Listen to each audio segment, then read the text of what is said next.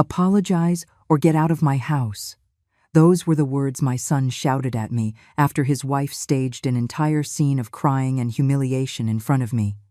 It all started at their house. I had arrived for a family dinner that Saturday evening. Jessica was there, sitting on her outrageously expensive sofa in her designer dress and that fake smile she always gives me when Ethan is looking, a smile that vanishes the instant he turns his head. Dinner was awkward, as always.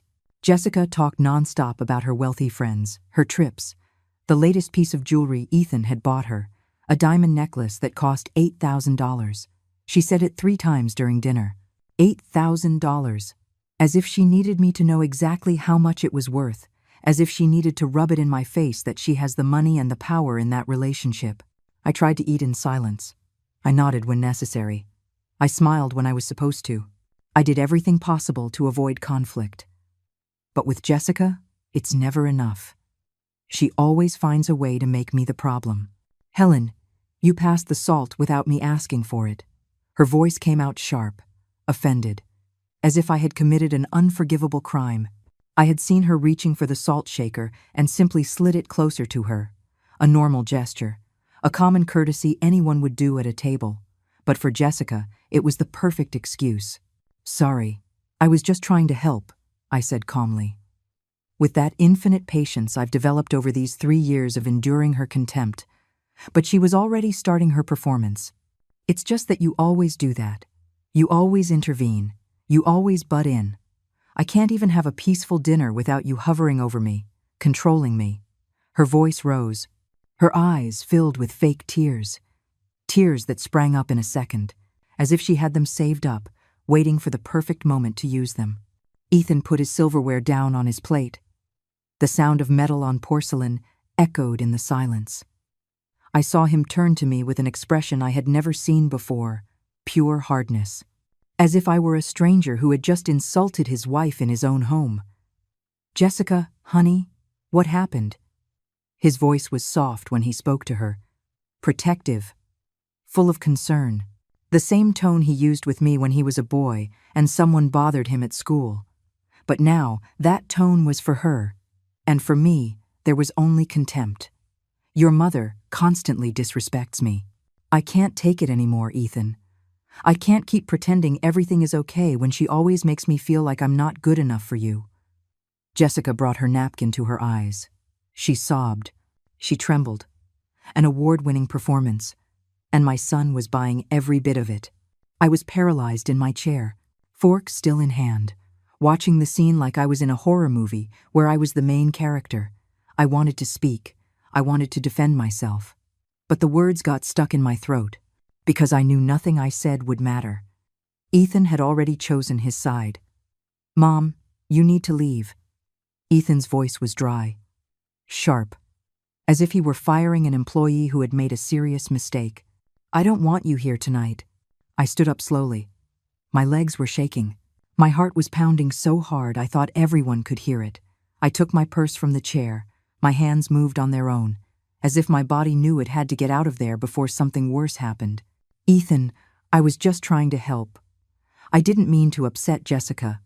My voice came out broken, small, as if I had shrunk into something insignificant, something that no longer deserved to be in that house full of luxury and appearances. But he was already comforting his wife, holding her, whispering things in her ear as she continued to cry against his chest. He didn't even look at me as I walked to the door.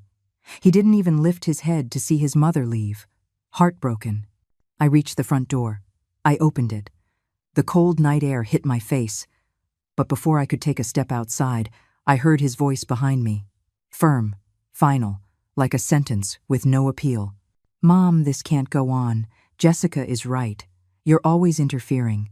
You always make her feel uncomfortable. I need you to come next Saturday and apologize to her in front of all our guests. We're having a dinner party and you are going to apologize properly. Either that or don't bother coming back. I turned to look at him. There was my son. The boy I raised alone after his father abandoned us. The boy I fed with what little I had. The boy I dressed in second-hand clothes so he could go to a good school. The boy I worked double shifts for years. That boy was now a man who looked at me as if I were a problem he needed to solve. Apologize or get out of my house. Those words fell on me like stones, heavy, cold, unmovable. Jessica appeared behind him. She wasn't crying anymore. She had a small smile on her lips, almost imperceptible. But I saw it. That smile of victory. That smile that said she had won, that she had put me in my place, that she had turned me into what she always wanted me to be. Nothing. I nodded. Not in submission. Not because I accepted their version of events. I nodded because in that moment, I made a decision. A decision that would change everything. If they wanted me to apologize in front of their guests, I would. But not in the way they expected.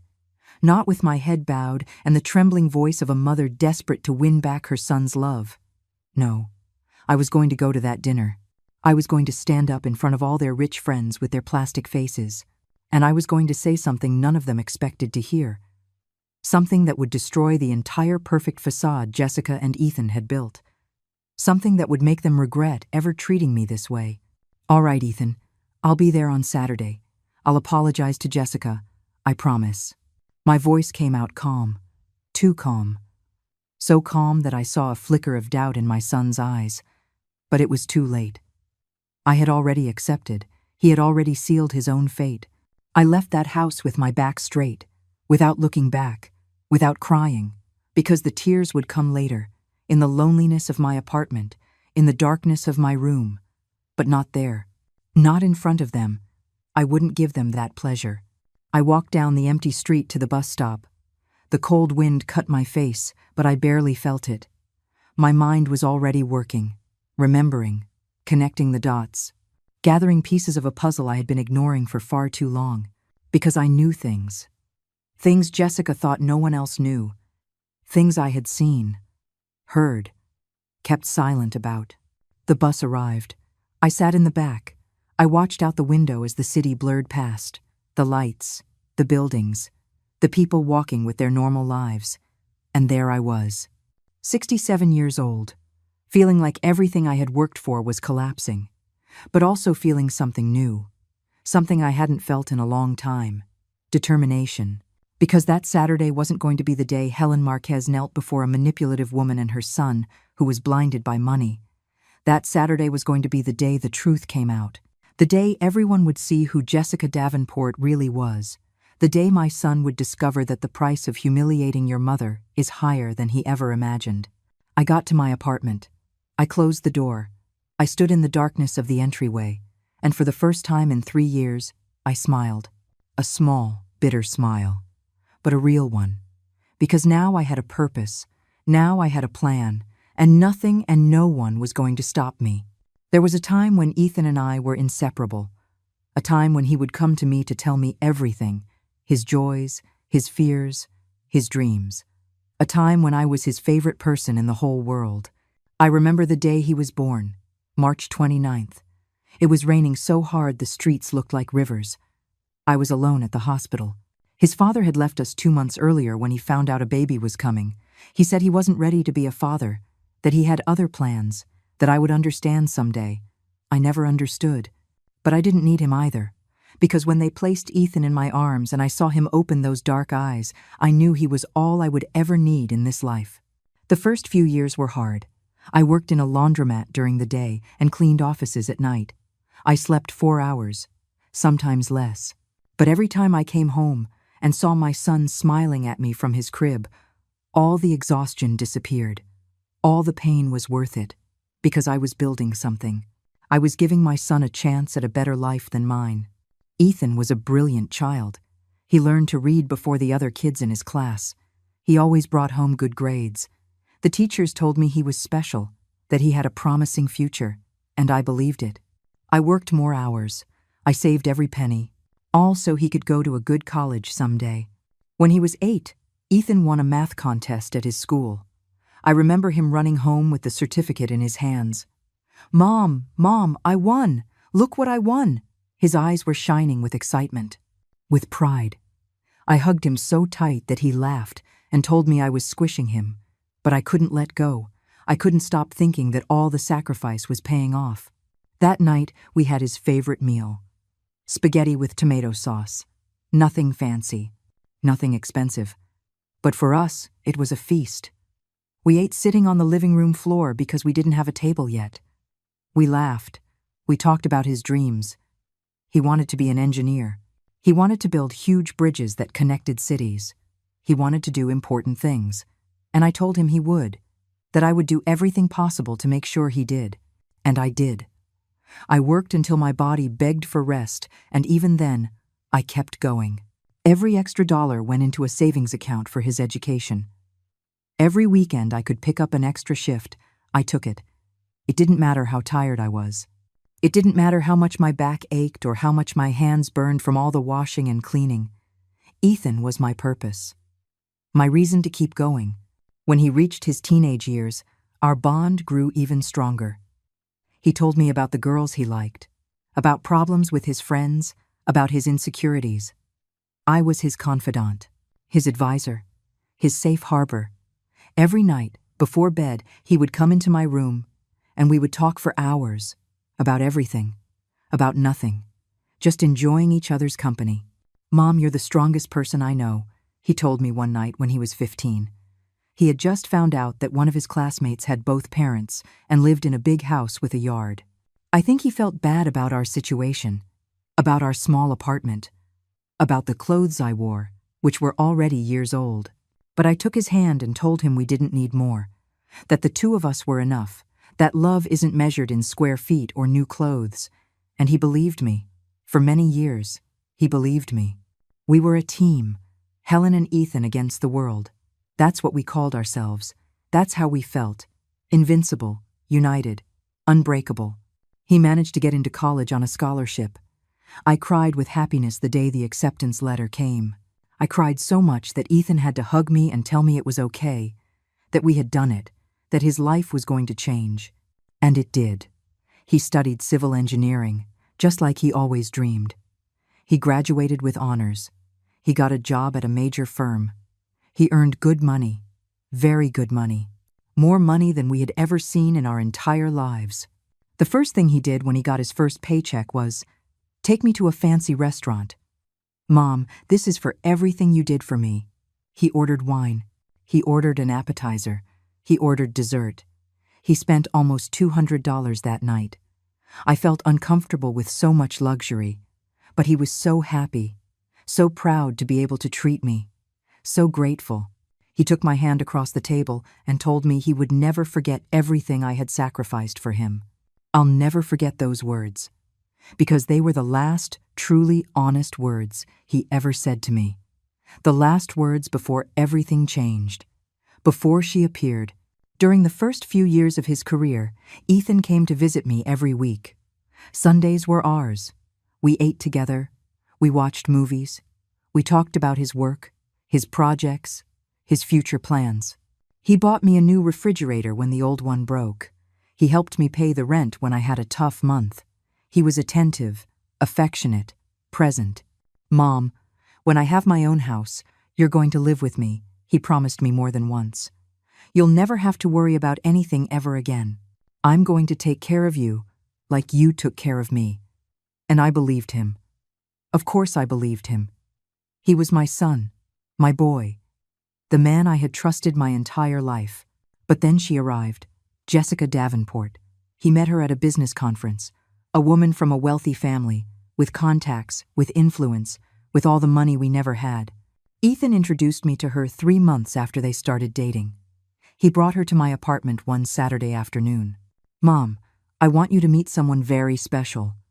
His voice sounded excited, nervous, like when he was a kid and had something important to show me. I opened the door, and there she was, Jessica, with her brand-name clothes, her expensive shoes, her perfume that probably cost more than my monthly rent. She looked at me with a polite smile, but her eyes sized me up in a second. They measured me, they judged me, and they found me lacking. "A pleasure, Helen." She didn't say Mrs. Marquez.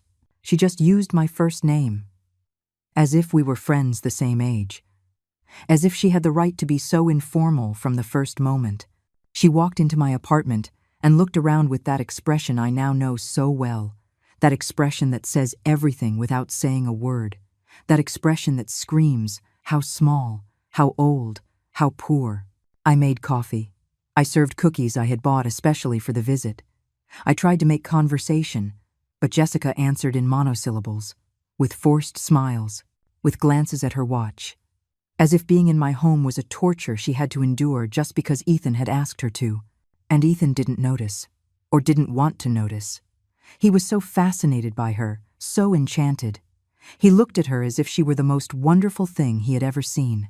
And maybe to him, she was. Because Jessica represented everything he never had.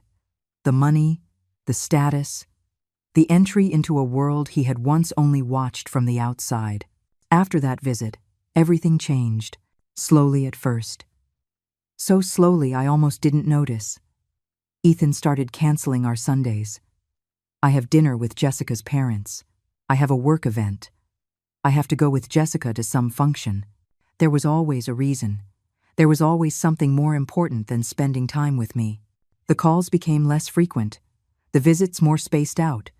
And when he did come, he wasn't the same. He talked differently. He dressed differently. Even the way he looked at me had changed, as if he were suddenly ashamed of where he came from. As if I were an uncomfortable reminder of a life he wanted to forget. But I kept waiting. I kept believing it was just a phase, that when the novelty of the relationship wore off, my son would come back, that he would remember who was there when he had nothing, that he would remember who sacrificed everything so he could get where he was. How wrong I was. Jessica interred my son's life like a quiet storm. At first, everything seemed normal, even nice. Ethan was in love, and I wanted to see him happy. That's what a mother does. You put your son's happiness above your own doubts, above that inner voice telling you something isn't right. The first few months after meeting her were confusing. Ethan still visited, but it wasn't the same. He'd arrive in a hurry. He'd leave early. He always had his phone in his hand, always waiting for a text from her.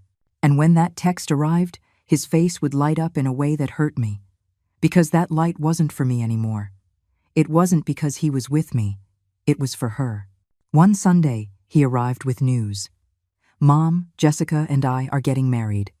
He said it with a huge smile, with that childlike excitement he always had when something good happened to him. I should have jumped for joy. I should have hugged him. I should have told him I was happy for him, but something in my chest tightened. Something told me this wasn't going to end well. Still, I smiled. Still, I hugged him. Still, I said all the words a son expects to hear from his mother at a moment like that, because that's what we mothers do. We swallow our fears. We hide our doubts, and we offer support even if inside we're dying of worry. The wedding was elegant, too elegant. They got married in a ballroom that cost over $30,000 just for one night. There were flowers everywhere, imported roses, orchids, arrangements so large they looked like sculptures. The food was from a renowned chef. The cake had 5 tiers. Everything was perfect, everything was excessive, everything was from Jessica's world. I felt out of place from the moment I walked in. My dress was simple, pretty but simple. I had bought it at a discount store because I couldn't spend $500 on a dress like the other guests. I did my own hair. My shoes were already 2 years old, and as I walked among all those elegant people, I felt every stare, every silent judgment, every thought that said she doesn't belong here. Jessica's family greeted me with cold courtesy. Her mother shook my hand as if she were touching something dirty. Her father didn't even look me in the eye. Her siblings ignored me after the obligatory hello. I was the mother of the groom, but to them, I was invisible. Worse than invisible. I was an uncomfortable reminder that Ethan came from nothing, that he hadn't always had money or an important last name. During the ceremony, I sat in the front row, alone, because I had no one else. My family is small. My friends couldn't afford to come to a wedding like that. So there I was, watching my son marry a woman I barely knew, watching him look at her as if she were his entire universe, and feeling like I was becoming nothing.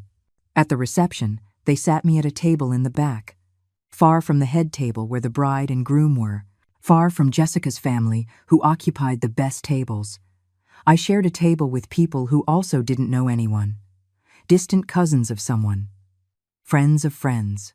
All just as lost as I was in that sea of luxury and appearances. Ethan came to greet me during the dancing.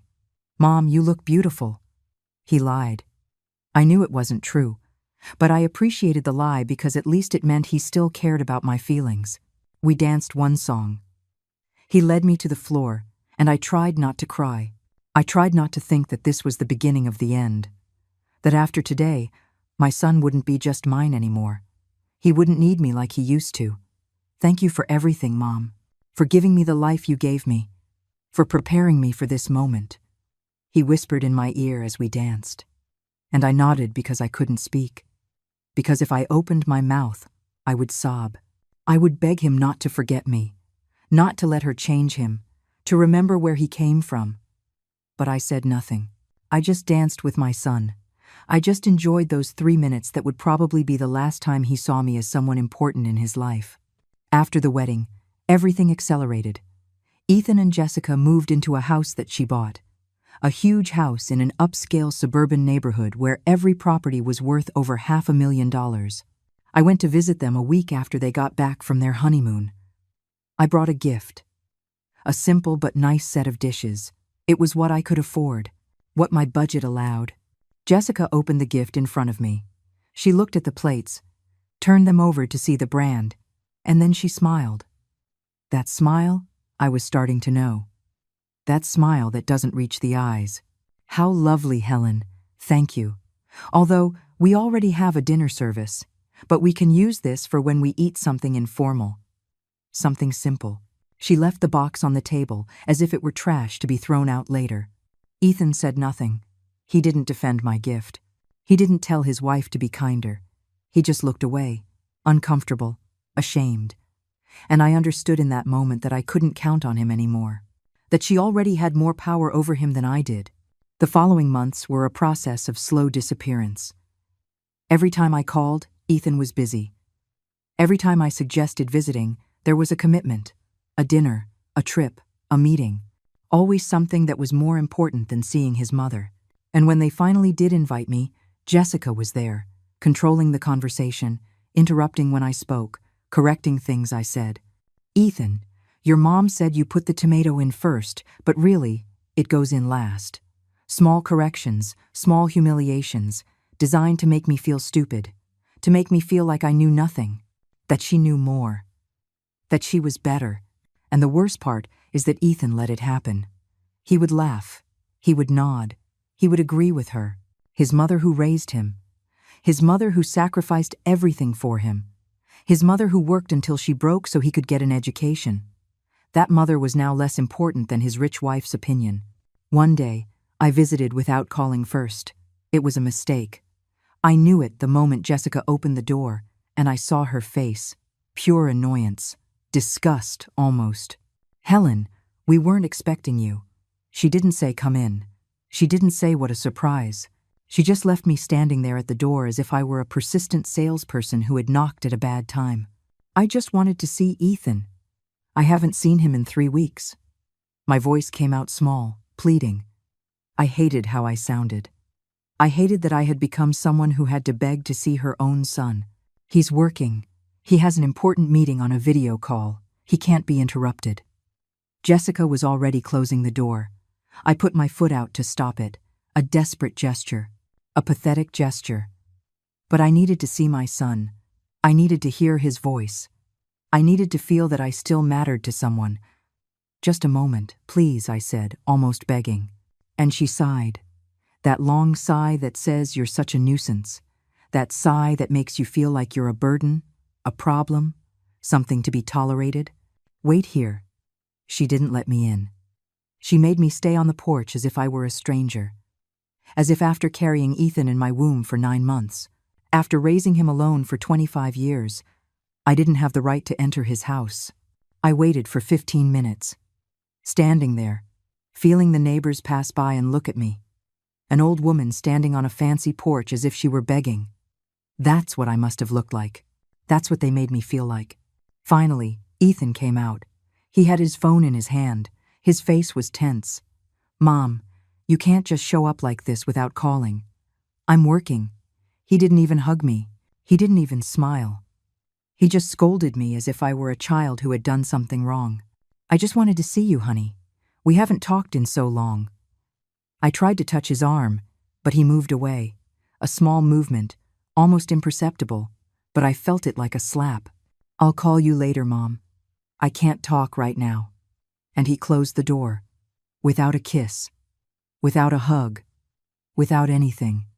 He just closed the door and left me there, standing, feeling like I had just lost my son forever.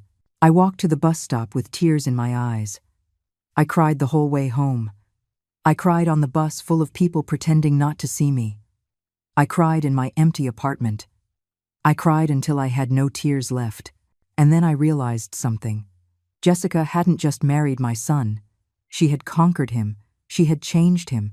She had turned him into someone I no longer recognized. Someone capable of closing the door in his own mother's face. The months that followed were the hardest of my life.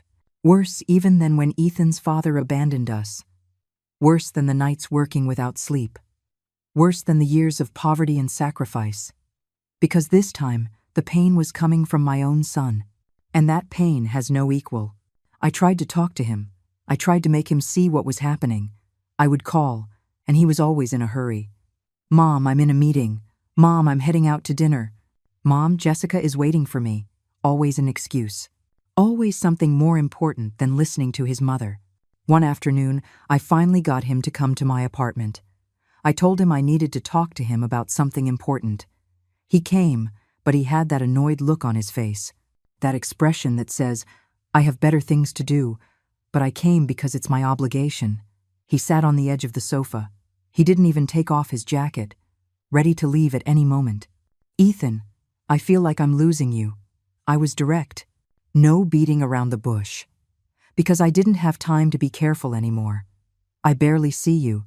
We barely talk. And when we are together, I feel like you're not really with me, that your head is somewhere else. With her, his face changed. It became hard, defensive. Mom, don't start. Jessica has nothing to do with this. His voice was irritated, as if I had said something offensive, as if mentioning his wife were a crime. I didn't say she's to blame. I'm just saying that since you got married, everything changed. You changed. I tried to stay calm. I tried not to sound accusatory. But it was hard. Because every word I said was true, and he knew it. I grew up, Mom. That's what happens. People grow up. People change. I can't keep being your little boy my whole life. I have a wife now. I have responsibilities. I have a life. His words were like blows, each one designed to hurt me, to make me feel like I was the problem, that I was the one who didn't understand. I'm not asking you to be my little boy. I'm just asking you to include me in your life, to not treat me like I'm a stranger, like I'm not the person who gave everything for you. My voice broke. I hated showing him weakness, but I couldn't take it anymore. I couldn't pretend everything was fine.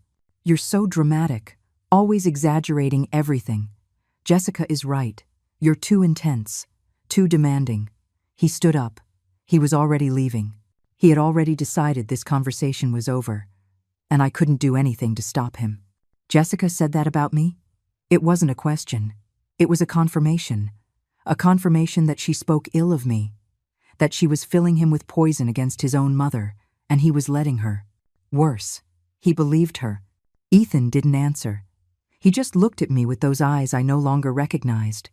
Those eyes where there once was love, and now there was only discomfort, annoyance.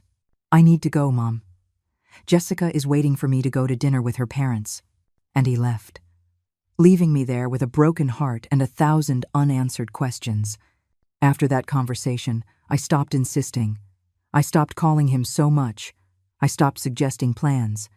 Because every rejection hurt more than the last. Every excuse was like a door slamming shut. And I was tired of banging my head against closed doors. But the silence was worse. Not hearing from him. Not hearing his voice. Watching weeks go by without a call. Without a text. Without anything. It was like watching him die slowly. Like losing him bit by bit. and not being able to do anything to stop it. One night I dared to send him a text. Simple, direct. Ethan, I miss you. Can we see each other? I sent it and stared at the phone, waiting for his reply. An hour passed. 2 hours. 3 hours. Nothing. He left me on red. He didn't reply. My own son ignored me as if I didn't exist. 2 days later, he finally responded. Sorry, Mom. I've been busy. Maybe we can get together next month. Next month. As if I were a dentist appointment that could be rescheduled. As if seeing me were an annoying obligation that had to be fulfilled eventually, but with no hurry. I tried to fill my time with other things. I started going to church more often. I made friends with Margaret, a woman my age who was also alone. She understood. She also had children who had drifted away, who visited her once a year if she was lucky. We would meet for coffee, talk about our lives, our sorrows. It was a small comfort, but a comfort nonetheless. But nothing filled the void Ethan had left. Nothing healed the pain of knowing that the son I gave everything for now treated me like I was an obstacle in his perfect life. The months passed, and the visits became even rarer. When they finally invited me to their house, everything was awkward. Jessica treated me with that fake kindness that is worse than direct mistreatment. She'd offer me coffee in expensive cups. She'd ask how I was in a sweet voice but with empty eyes. And I played the game. I smiled. I said everything was fine. I pretended not to notice her digs, her poisoned comments disguised as concern. Helen, you look tired. Are you sleeping well? You should take better care of yourself at your age, she'd say while pouring me tea in fine china. As if she cared, as if she were really worried about my well-being, but I saw the truth in her eyes. She just wanted me to look bad, to feel bad, to know that I didn't belong in her world. And Ethan sat right there, silent, letting it happen. Sometimes he even agreed when she said something particularly hurtful, like when she mentioned, I should update my wardrobe because the clothes I wore were so outdated. He laughed. My own son laughed at his mother's clothes, the same mother who wore old clothes for years so he could have a new uniform for school. Jessica started comparing us. Subtly at first. My mother traveled to Europe last month. It was wonderful. Have you traveled, Helen? She knew perfectly well I had never left the country, that I barely had money to pay my rent. But she needed to rub it in.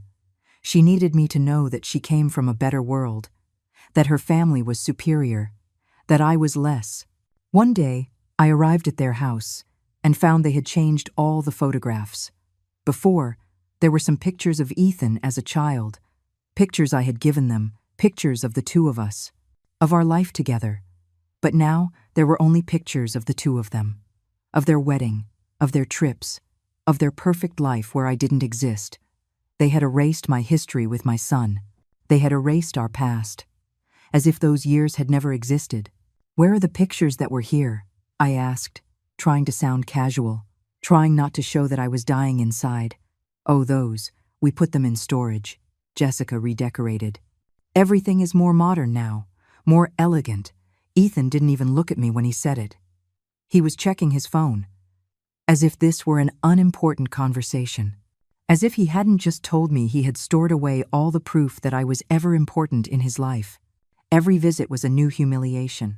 Every encounter, a new way to make me feel small, insignificant, invisible. And the worst part is that Ethan didn't just allow it. He participated. He had become his wife's accomplice in the task of destroying his mother. The invitations became even more spaced out, and when they did come, they always came with conditions. Come for dinner, Mom, but not too late. We have plans after. Come on Sunday, but only for 2 hours because we're going out. Come, but don't bring food. Jessica already cooked. Come, but don't talk about certain topics. They make Jessica uncomfortable. Come, but basically, don't be you. Don't exist. Just show up and disappear without a trace. I tried to talk to Ethan one more time, over the phone, because he wouldn't even see me in person anymore. Ethan, I know Jessica doesn't want me around. And I understand she's your wife, and she's your priority now. But I am your mother. That doesn't change. That should never change. Mom, enough already. You're obsessed. Jessica has nothing against you. You're the one who's always looking for trouble, the one who's always making drama." His voice sounded tired, fed up, as if I were a capricious child who couldn't understand reason, as if this were all a product of my imagination, of my need to create conflict where there was none. "I'm not looking for trouble. I just want you to treat me like your mother, to include me in your life, to not make me feel like I'm a nuisance." The tears started to fall. My voice trembled. I didn't care about sounding desperate anymore. I was desperate. "I can't keep having this conversation. It's always the same with you. Always the victim, always suffering. You need to grow up, Mom. You need to understand that you're not the center of my world anymore." And he hung up. My son hung up the phone on me while I was crying, while I was begging him for a little love, for a little consideration. I sat there in my living room, with the phone in my hand, feeling like I had just lost the final battle, that there was nothing more to be done, that my son was gone, that the boy I raised with so much love had become a stranger, someone capable of hurting me without remorse, without guilt, without anything. The truth came to me in the most unexpected way. A Tuesday afternoon, I had gone to the bank to deposit my Social Security check when I saw Jessica coming out of a fancy downtown coffee shop. She wasn't alone. She was with a man, young, well-dressed. And the way they were talking wasn't the way you talk to a friend. It was intimate, complicit, suspicious. I hid behind a lamppost. I didn't want her to see me. I didn't want to have to greet her and pretend everything was fine. But I couldn't stop watching either. There was something about that scene that unsettled me. Something that told me I needed to pay attention. The man handed her a folder. Jessica opened it. She reviewed some papers. She nodded, and then she took an envelope from her purse and gave it to him. It was fast, discreet. But I saw it. I saw the exchange. I saw how she looked around before doing it, as if she didn't want anyone to see her, and then I knew something was wrong. That whatever was happening there wasn't legal, or at least, it wasn't honest. I stood there for several minutes after they both left, trying to process what I had seen, trying to find an innocent explanation. Maybe he was a lawyer. Maybe they were work papers. Maybe I was seeing things that weren't there because I was already biased against her. But something deep inside told me no, that this was important, that I had to investigate, that I had finally found a clue to who Jessica Davenport really was. I couldn't sleep that night. I kept turning over what I had seen. The envelope, the folder, the nervous way Jessica looked around. And then I made a decision that would change everything. I was going to find out what she was hiding. I was going to find the truth, even if it hurt me, even if it destroyed what little was left of my relationship with Ethan. I called Margaret the next day. "Margaret, I need your help." I told her what I had seen. She listened in silence. And when I finished, she sighed. "Helen, be careful. Getting involved in this could be dangerous." But I had already decided. There was no turning back. Margaret had a nephew who worked as a private investigator. Nothing big. Small cases, infidelities, minor fraud. But he knew how to get information, how to follow leads, how to find what others wanted to hide. I asked Margaret to put me in touch with him. Mark Jennings, that was his name. A man in his 40s, serious, professional. We met at a coffee shop far from Ethan's neighborhood. I didn't want to risk anyone seeing us. I told him everything, about the man, the folder, the envelope, and I also told him about how Jessica had entered my son's life, how she had pushed me away, how everything had changed since she appeared. "Mrs. Marquez, I understand your situation, but I need you to understand that this could take time, and it could cost money. Investigating isn't cheap." Mark was honest from the start. He told me he would need at least $1,000 to start, to follow her, to check public records, to see if there was anything shady in her past. $1,000 was almost everything I had saved. It was my emergency fund, the money I kept in case I got sick, in case I had to move, in case something serious happened. But in that moment, I knew there was nothing more serious than losing my son without a fight. That if I didn't do this, I would regret it for the rest of my life. I gave him the money. All of it. And Mark began his work. He told me he would call me in 2 weeks, that I shouldn't try to contact Jessica or Ethan in the meantime, that I should act normal, that I shouldn't raise any suspicions. Those were the longest 2 weeks of my life. Every day I woke up wondering if I had done the right thing, if this wouldn't just make me the villain of the story, the meddling mother-in-law who couldn't let her son live his life. But then I would remember Ethan's face, how he had changed, how he treated me, and I knew that some outside force was influencing him, that my son hadn't become like this on his own, that someone was behind it, and that someone was Jessica. Mark's call came on a Thursday afternoon. "Mrs. Marquez, we need to talk. I found something." His voice sounded serious, worried even. We arranged to meet that same night at the same coffee shop. When I arrived, Mark was already there. He had a folder on the table, thicker than I expected. It looked full of papers, documents, proof. My heart was pounding so hard I thought it would burst out of my chest. "Mrs. Marquez, what I found is serious. Very serious," he began, without wasting time. "Jessica Davenport has been manipulating your son from the beginning, and not just emotionally, financially, too." He opened the folder and started showing me documents, contracts, bank statements, printed conversations. Jessica convinced Ethan to put all his savings into investments she supposedly managed. She promised to double his money in a year. He trusted her. He gave her everything. Over $120,000 he had saved from years of work. Mark pointed to the papers as he spoke. The numbers, the accounts, all right there, black and white. "And what happened to that money?" I asked, though I already feared the answer. I already knew nothing good could come of this. It disappeared. Or rather, she moved it to accounts in her name. To real investments, but ones where she is the sole beneficiary. Ethan put up the money, but she is the only owner.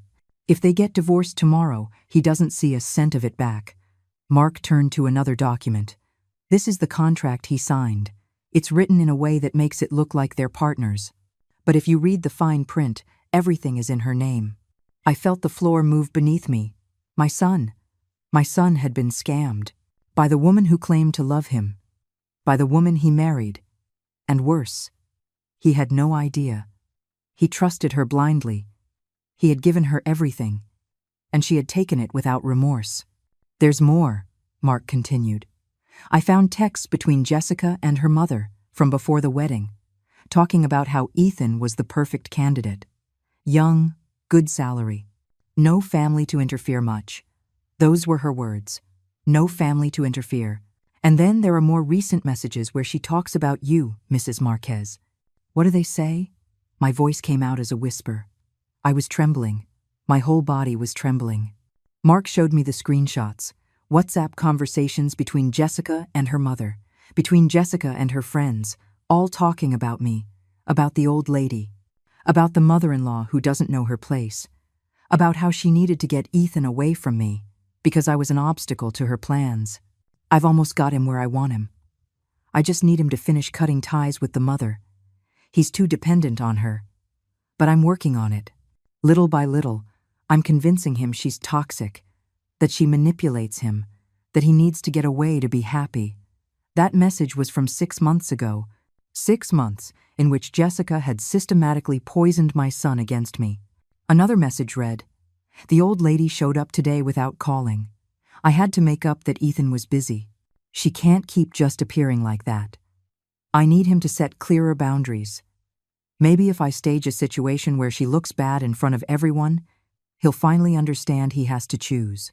Either her or me. And obviously, he'll choose me." Tears streamed down my face, unchecked. I read message after message, seeing how this woman had planned every step, every humiliation, every moment of pain. It had all been calculated. It had all been part of a plan to destroy my relationship with my son and take his money.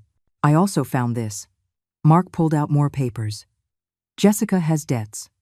A lot of debts. Her family isn't as rich as they seem. Her father has been bankrupt for 3 years. He lost his business. The house they live in is mortgaged to the hilt. All the money they have is borrowed. It's all appearances, pure smoke. And Jessica needed to marry someone who could maintain that lifestyle.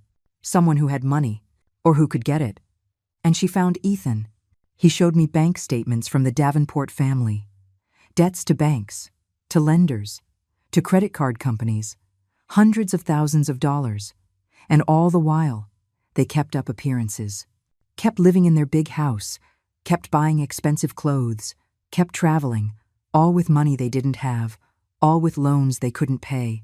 And now Jessica was doing the same with my son's money, spending it, investing it in her name, making sure that when everything collapsed, she would be protected and Ethan would be left with nothing. Does Ethan know any of this?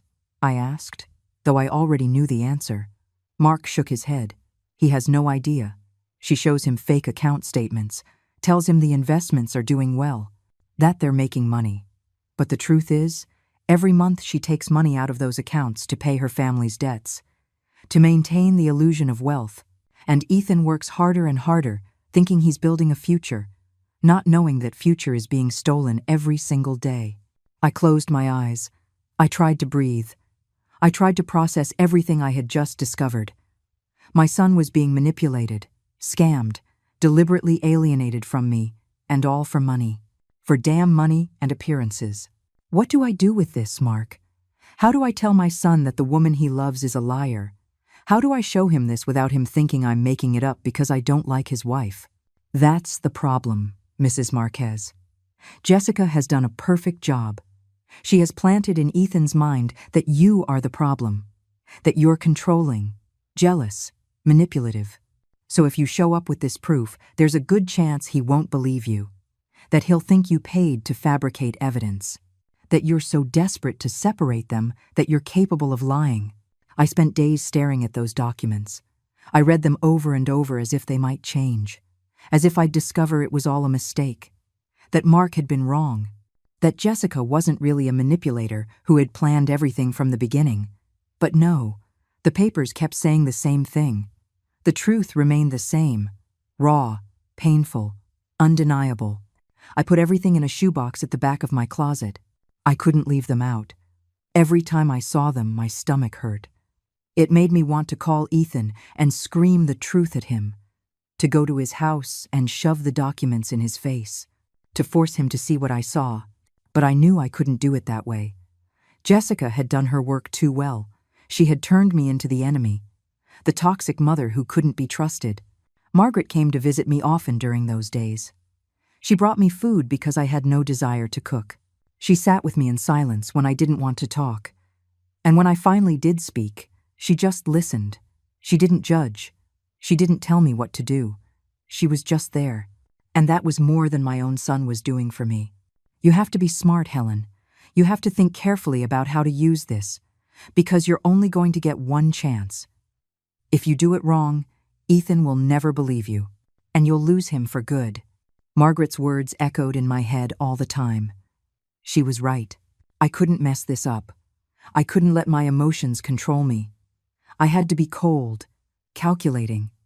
Like Jessica, I started to watch, to pay attention to every detail. Every time Ethan mentioned something about his life, I wrote it down. Dates, names, places, financial decisions Jessica had suggested, trips they had taken, big purchases, everything. I was building a map, a timeline that showed the pattern, the systematic way Jessica had taken control. I also started saving every text Ethan sent me, every conversation where he repeated things that Jessica had clearly told him. Mom, you need to understand you can't just come over whenever you want. Mom, she feels uncomfortable when you criticize her decisions. Mom, you have to respect that I have my own family now. Words that didn't sound like my son. Words that had Jessica's venom hidden behind them. Mark called me 2 weeks later. I have more information. Jessica is planning something. We arranged to meet again. This time in a park. More discreet. Less chance of anyone seeing us together. Jessica is going to ask Ethan to buy a new house. Bigger. More expensive. She already found one. It's worth $800,000. She's going to tell him it's an investment. That the value will go up. That it's the perfect time. Mark showed me an email she had sent to a real estate agent dated 2 days prior. My husband has good credit and excellent income. We are ready to make an offer. Ethan doesn't have $800,000. I barely had enough to buy the one I live in now, I said, confused, not understanding how Jessica planned to do this. I know, but she's going to convince him to take out a massive loan, to use all the credit he has. And when they get that house, she's going to have it put in both their names, but with a special clause. If they divorce, the house goes to her, because she's going to argue that her family put down the down payment, which is a lie. But she'll forge documents to prove it. Mark knew things that scared me, things that made me wonder just how deep Jessica's plan went. That's fraud. That's illegal. My voice trembled, not with fear, with rage, with helplessness. Watching this woman destroy my son, and I couldn't do anything to stop her. It is, but it's very hard to prove if Ethan signs voluntarily, if he agrees to everything without reading, without questioning, which is exactly what Jessica has been training him to do for 3 years. Trust her blindly. Don't doubt. Don't ask for second opinions. Just sign where she tells him. Mark put the papers away. Mrs. Marquez, if you're going to do something, it has to be soon, before he signs for that house. Because if he does, he will be financially tied to Jessica for decades, and getting out of that will be almost impossible. I didn't sleep that night. I sat on my bed with the box of documents in my lap, thinking, planning, trying to find the perfect way to reveal the truth. It had to be in public. It had to be in front of witnesses. It had to be at a moment when Jessica couldn't escape, where she couldn't twist the story, where she couldn't play the victim. And then I remembered the dinner party, the one where I was supposed to apologize, where Ethan had invited his rich friends, Jessica's associates, the people who mattered in their new world of appearances. That was my chance. That was the perfect moment. I called Mark. I need you to come to that dinner. I need you to be a witness, and I need you to bring everything. Every document, every piece of proof, every text, everything. I explained my plan. He listened in silence. When I finished, there was a long pause. Mrs. Marquez, this is going to be brutal. It's going to destroy Jessica. But it's also going to destroy the image Ethan has of his life, of his marriage, of everything. Are you sure you want to do this? His voice sounded worried, as if he were warning me of the consequences, as if there were no going back after this. I'm sure. My son deserves to know the truth. He deserves to know that the woman he married is using him, is stealing from him, and is deliberately pushing his mother away. If after knowing all this, he still decides to stay with her, at least it will be his decision, an informed decision, not one based on lies. My voice came out firm, firmer than I had felt in months. All right, I'll be there. Mark agreed. And then I knew there was no turning back. That at that dinner, everything was going to change. For better or for worse. But it was going to change. And I was going to be the one to start it. I spent the days leading up to the dinner preparing, rehearsing in my head what I was going to say, how I was going to say it. I had to be perfect. I had to be clear, direct, with no emotions to betray me, no tears to make me look weak, no rage to make me look like the bitter mother-in-law. Just facts, just truth, just justice. I tried on 3 different dresses. I wanted to look dignified, respectable. I didn't want anyone to be able to say I was the poor mother, envious of her son's life. I chose a gray dress, simple but elegant. I fixed my hair. I put on a little makeup. When I looked in the mirror, I saw a different woman. A woman who was no longer going to beg. A woman who was no longer going to humiliate herself. A woman who was going to fight. Margaret came to see me the night before the dinner. "Are you ready?" she asked. I nodded. "I'm ready. For the first time in a long time, I'm ready." She hugged me, so tight I could barely breathe. "Be careful, Helen. Whatever happens tomorrow, be careful.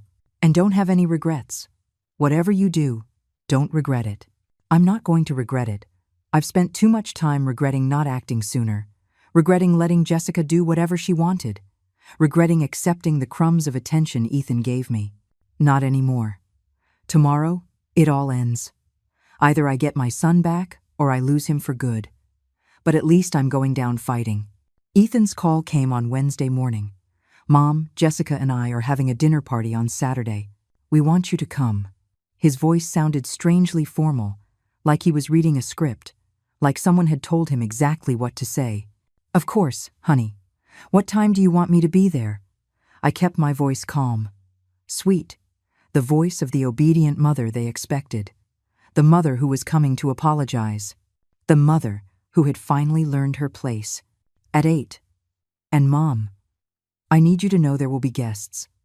Our friends. Important people. Jessica wants everything to be perfect. He paused, waiting for my reaction, waiting for me to protest, to say I didn't want to apologize in front of strangers, but I said nothing. I just waited for him to continue. And we need you to apologize to Jessica. In front of everyone. For how you've treated her. For making her feel uncomfortable. For not respecting our space. She deserves that apology, Mom. And I deserve it too. There it was. The confirmation. The exact plan. Humiliate me in front of his social circle. Put me in my place. Show who held the power in that family. All right, Ethan. I'll be there. And I will talk to Jessica in front of everyone. I promise. I wasn't lying. I was going to talk to Jessica in front of everyone. It just wasn't going to be the conversation they expected. It wasn't going to be the humiliating apology they had planned. It was going to be something completely different. Thanks, Mom. I know this is hard for you, but it's necessary. We need to move forward as a family, and that can only happen if you accept your mistake. His voice sounded relieved, satisfied. He thought he had won, that he had finally broken me, that I had accepted my defeat. He hung up, and I stared at the phone, feeling that strange mix of sadness and determination.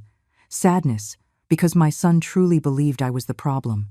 Determination, because in 3 days, I was going to show him who the problem had been all along. I called Mark immediately. It's Saturday, at 8. I need you to arrive at 8:30. When everyone is already there. When they can't cancel or escape. I gave him the address. I repeated the plan. He confirmed he would be there. With everything. With every piece of proof. Every document. Every text. The next few days were strange. I was calm. Too calm. Margaret told me I seemed like a different person. That I had a peace about me that was scary. And she was right. Because I had already made the decision. I already knew what I was going to do. There were no more doubts. There was no more fear. Just clarity. Just purpose. Saturday arrived. I woke up early, even though the dinner was at night. I showered. I got ready calmly. I put on the gray dress. I did my makeup. I looked in the mirror, and for the first time in months, I recognized myself. I wasn't the broken woman I had been. I wasn't the pleading mother begging for attention. I was Helen Marquez, the woman who raised a son on her own, the woman who worked to exhaustion, the woman who deserved respect, and who was about to demand it. I took a taxi to Ethan's house. I arrived at exactly 8 o'clock. I rang the doorbell. My heart was pounding, but my hands weren't shaking. I was ready, more ready than I had ever been for anything in my life. Jessica opened the door. She was wearing a black dress that probably cost $1,000. Sparkling jewelry, perfect makeup, fake smile. Helen, so glad you could make it. Her voice dripped with poisonous sweetness. The sweetness she uses when there are witnesses, when she has to pretend to be the perfect daughter-in-law. I walked in. The house was full of people. Elegant couples, well-dressed, with wine glasses in their hands, chatting in small groups. The smell of expensive food filled the air. Everything was perfect.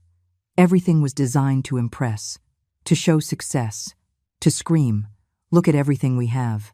Ethan walked over. He gave me a quick kiss on the cheek. "Mom, thanks for coming. Come, I want to introduce you to some friends." He led me from group to group, introducing me as his mother, but without pride, without affection, just as a social obligation. "This is my mom. This is Helen.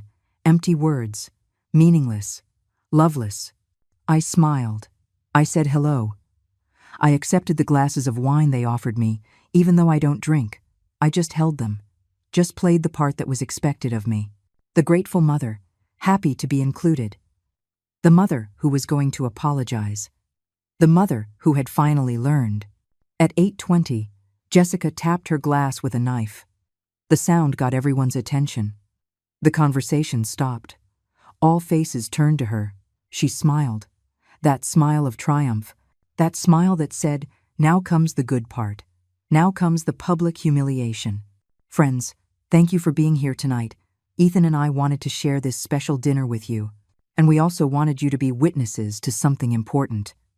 She looked at me. Her eyes glittered with barely contained malice. Helen, Ethan's mother, has something she wants to say to us. Something she needs to say in front of all of you. Everyone looked at me. Expectant. Curious. Some with pity. Others with discomfort. No one knew exactly what to expect, but everyone knew it was going to be awkward. I stood up. I set my glass on the table. I walked to the center of the living room, right in front of Jessica and Ethan. You're right, Jessica.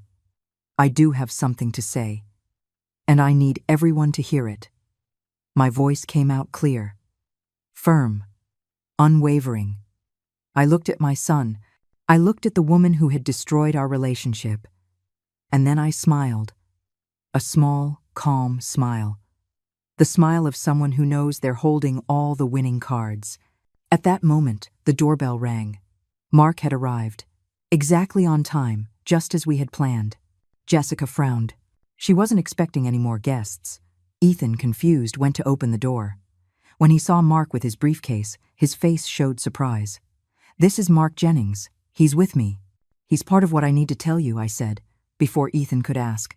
Mark walked in. He nodded a short greeting.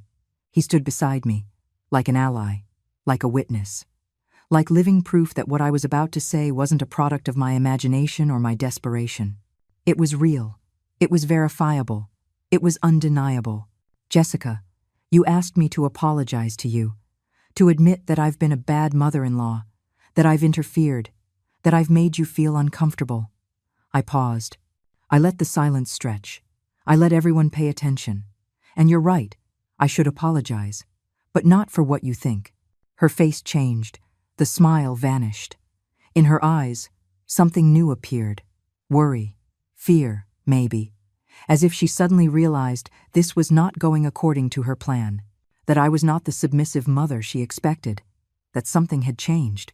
I must apologize for taking so long to find out who you really are. For letting you manipulate my son for 3 years. For not acting sooner. But that ends today. Today, everyone is going to know the truth about you, Jessica Davenport. About your family, about your intentions, about everything you've been hiding behind that fake smile and that borrowed luxury. The silence in the room was absolute.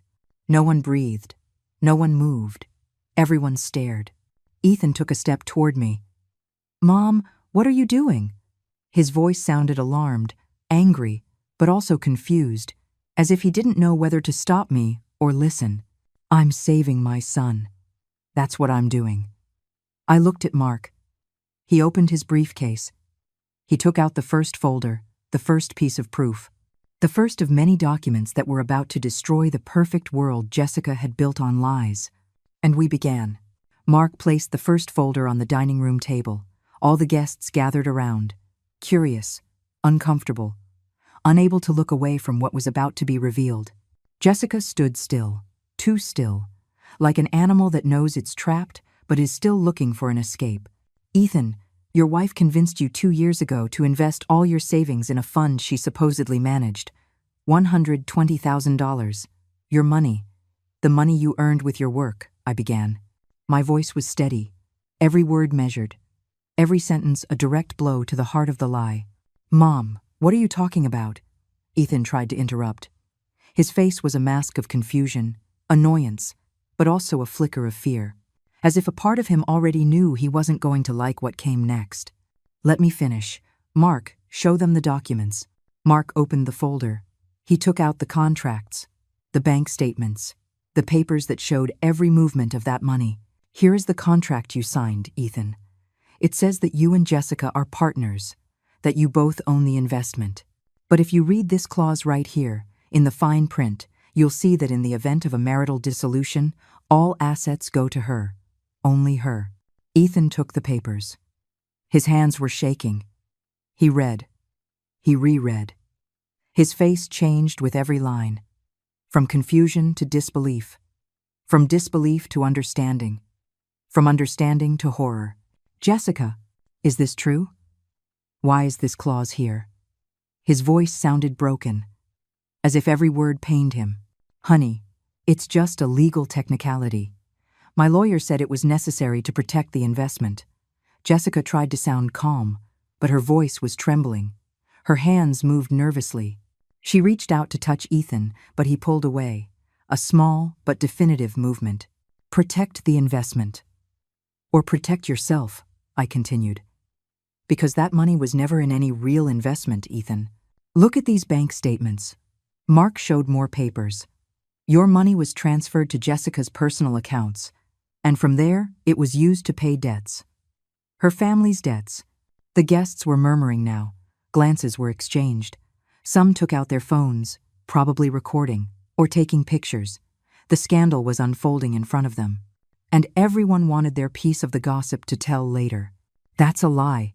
That's completely false. Jessica raised her voice. Her face had turned red. She was no longer the elegant hostess. She was a cornered, desperate woman. Ethan, she's making all this up. She's jealous. She's always been jealous of what we have. Jealous. I repeated the word with bitterness. Yes, Jessica, I'm jealous. Jealous of how you stole my son, of how you manipulated him, of how you systematically pushed me away. Mark, show them the messages. Mark took out more papers. Screenshots of conversations. Conversations between Jessica and her mother, between Jessica and her friends. Conversations where she planned every step, where she talked about me as an obstacle, where she mocked Ethan for trusting her, where she calculated how much money she could get out of him before he noticed. Ethan read the messages in silence. The color drained from his face with every line. I've almost got him where I want him. The old lady is a problem, but I'm pushing him away from her, bit by bit. It's easier than I thought. I just have to cry a little, and he does whatever I want. Those were Jessica's words. Her own words. Impossible to deny. Jessica, you wrote this? Ethan held up the phone.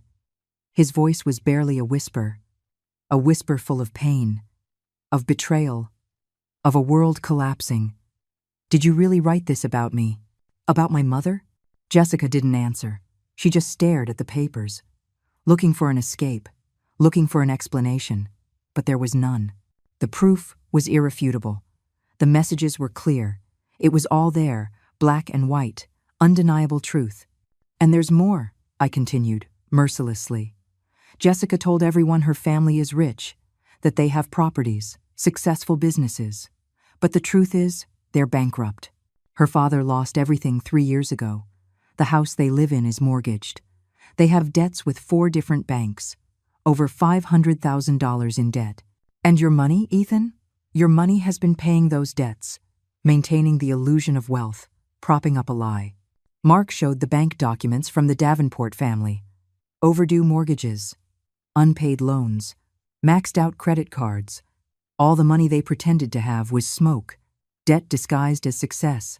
And now everyone in that room knew it. All the elegant friends, all the business partners, everyone who had believed the facade. One of the guests, Amanda Hayes, a businesswoman who knew Jessica from some social club, spoke up. So, the trips to Europe, the jewelry, that was all with Ethan's money? Her voice was indignant, deceived. Because she had probably also believed that Jessica was on her same social level, that she belonged in that circle of wealth. And now she was discovering it was all a lie. Jessica tried one last time. Ethan, please let me explain. Yes, I made mistakes, but I did it for us, for our future. Your mother is twisting everything. She's making it look worse than it is. Her eyes filled with tears. Real tears this time. Not of manipulation, of desperation, of watching everything fall apart. But Ethan wasn't looking at her with love anymore. He was looking at her with disgust, with betrayal, with the pain of someone who discovers that everything they believed was a lie.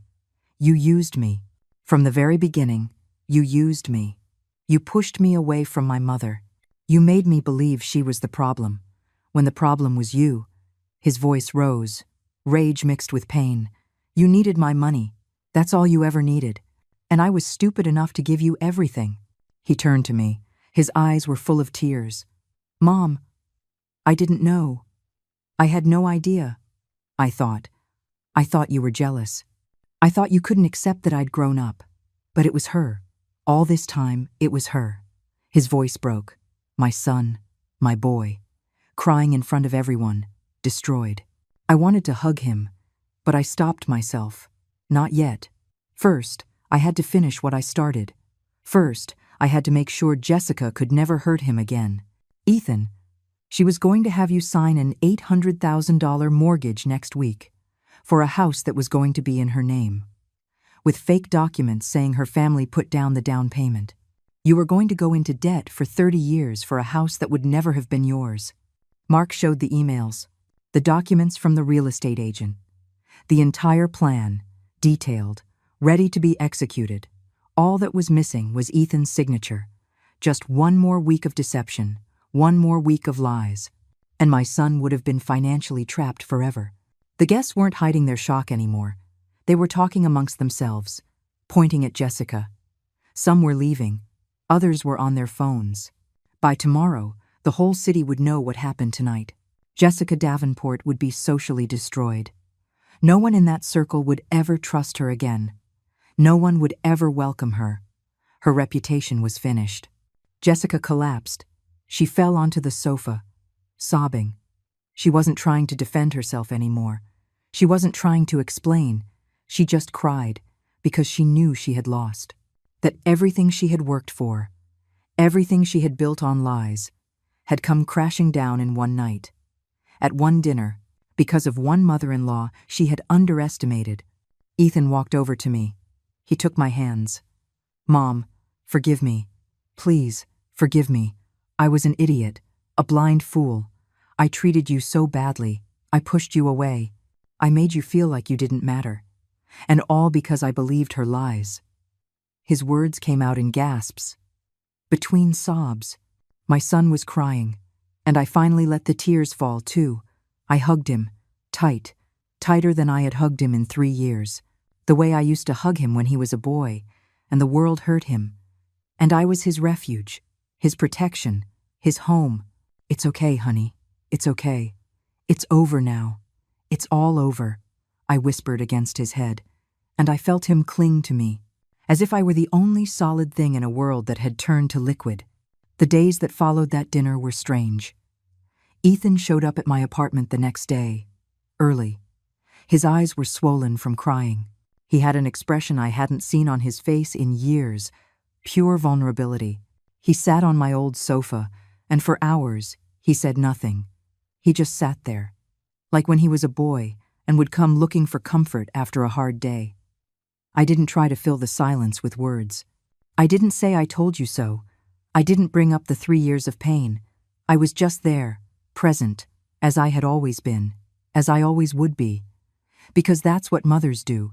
We take our children back when the world breaks them, without judgment, without reproaches, just with open arms. Mom, how could I have been so blind? He finally spoke. His voice was broken, ashamed. How could I not see what she was? How could I let her treat you like that? Let me treat you like that? He covered his face with his hands, and he cried again. The tears of a man who discovers he built his life on lies. I sat down next to him. I took his hand, the same hand I held when he took his first steps, the same hand I bandaged when he fell off his bike, the same hand that now trembled with pain and regret. She is very good at manipulating, Ethan. She chose you because she knew you were noble, that you were trusting, that you loved with your whole heart. It's not your fault for believing in someone who said she loved you, but it is my fault for pushing you away, for treating you like you didn't matter, for making you feel like you were the problem. He looked at me with those eyes that looked so much like mine, the eyes he inherited from me.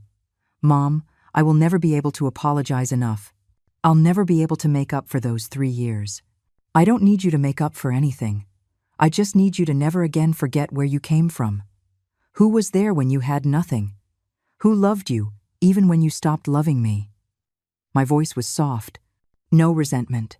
Because resentment doesn't build bridges. And I needed to get my son back, not punish him. Ethan moved back into a small apartment. He left the house he shared with Jessica. He started divorce proceedings. Mark helped him with the legal documents, with the lawsuits to recover at least part of the stolen money. It would be a long, painful process, but a necessary one. Jessica tried to call him several times. She sent him long texts, letters, begging for another chance, promising she would change, that it had all been a misunderstanding. But Ethan didn't answer. He had learned his lesson. He had seen the truth, and there was no going back. The Davenport family tried to threaten lawsuits, public scandals, but Mark had everything documented, every lie, every fraud, every manipulation, and they knew it. They knew that if they took this to court, they would lose even more than they already had. So they stayed quiet, humiliated, socially destroyed. Sundays became ours again. Ethan came to my apartment every week. We ate together, we talked. We laughed sometimes, we cried others, rebuilding what Jessica had destroyed, brick by brick, conversation by conversation, hug by hug. One Sunday, 2 months after that dinner, Ethan arrived with a box. Mom, I found this stored in the garage of the house. Jessica had hidden them. He opened the box. It was the photographs. All the pictures of our life together, the ones that had disappeared from his house. The ones Jessica had erased. There they were. Ethan as a baby. Ethan at his first communion. Ethan graduating. The two of us, smiling at every stage of his life. I'm going to frame them. I'm going to put them up in my new apartment. Because I am never going to forget who was there, who loved me when I had nothing, who sacrificed everything so I could have a better life. He looked at me with tears in his eyes. Forgive me, Mom. Please, forgive me. I already forgave you, honey. The day you were born, I forgave you for anything you could ever do in this life. I hugged him, and I felt that we had finally come back, that my son had returned to me, not the boy he was, but the man he should have always been, a man who knew the value of loyalty, of true love, of family. Months later, I ran into Margaret at the grocery store. She hugged me tight. Helen, you look different. You look at peace. And she was right. I was at peace. Because I no longer carried the weight of injustice. I no longer lived wondering what I had done wrong. I no longer felt invisible. I had gotten my dignity back, not by begging, not by pleading, but by defending myself, by showing the truth, by refusing to be the silent victim everyone expected me to be. And in doing so, I didn't just save myself, I saved my son. Ethan now calls me 3 times a week. He visits every Sunday. He includes me in his life, not as an obligation anymore, but as a choice, as someone who wants to be there, who values my presence, who understands what he lost during those 3 dark years. Sometimes, he asks me how I could forgive him so easily, how I could take him back without reproaches, without making him pay for the pain he caused. And I tell him the truth, because a mother's love isn't conditional. It's not a love that keeps score. It's a love that forgives, that waits, that never gives up. But I also tell him that forgiveness doesn't mean forgetting, that the scars are still there, invisible but real, and that he will have to live with the knowledge that he hurt the person who loved him most. That is his burden. That is his lesson. And it's a lesson he needed to learn. One afternoon, while we were having coffee in my living room, Ethan said something I'll never forget. Mom, thank you for not giving up on me. Thank you for fighting. Because if you hadn't, I would have lost everything. My money, my dignity, and worst of all, I would have lost you. And that would have been the most terrible thing of all. I smiled, a calm, serene smile. the smile of someone who fought and won. Not with shouting, not with violence, but with truth, with dignity, with the quiet strength that only mothers know. I was never going to give up on you, honey. Never. Because you are my life, my purpose, my reason to keep going. Today, I am 67 years old. I live in the same small apartment. I wear the same simple clothes. I eat the same simple food. I have no luxuries. I have no riches. But I have my son. I have his love. I have his respect. I have his presence. And that is worth more than all the diamonds and big houses in the world. Jessica left town. I heard she moved back in with her parents. That no one in her social circle ever spoke to her again. That her reputation was destroyed for good. I don't feel pleasure at her downfall, but I don't feel pity either. She chose her path. She chose lies, manipulation, deceit, and choices have consequences. I learned something from all of this. I learned that silence isn't always peace, that putting up with things isn't always love, that sometimes you have to fight, you have to defend yourself, you have to say enough, and you have to do it without fear, without guilt, with the certainty that defending your dignity is never wrong. We mothers do not have to accept mistreatment from our children just because we love them. We do not have to disappear to make room for their new lives. We do not have to become ghosts of our former selves. We deserve respect. We deserve love. We deserve to be present. And if that respect doesn't come willingly, then we have to demand it, with truth, with proof, with the firmness of someone who knows they are right. Because in the end, the truth always wins. Always. It may take time. It may hurt. It may cost tears and sleepless nights. But it always, always wins. Today, I look out the window of my apartment. I see the sun setting over the city, and I smile. Because I survived. Because I fought. Because I got back what was mine. My son. My dignity. My peace. And no one, ever again, will take it from me. I promise that. To myself. To all the mothers who stay silent when they should scream. To all the women who disappear when they should shine. Luxury is destroyed. Appearances fall. Money runs out. But true love, the kind that asks for nothing in return, the kind that forgives but doesn't forget, the kind that fights when necessary, that love remains.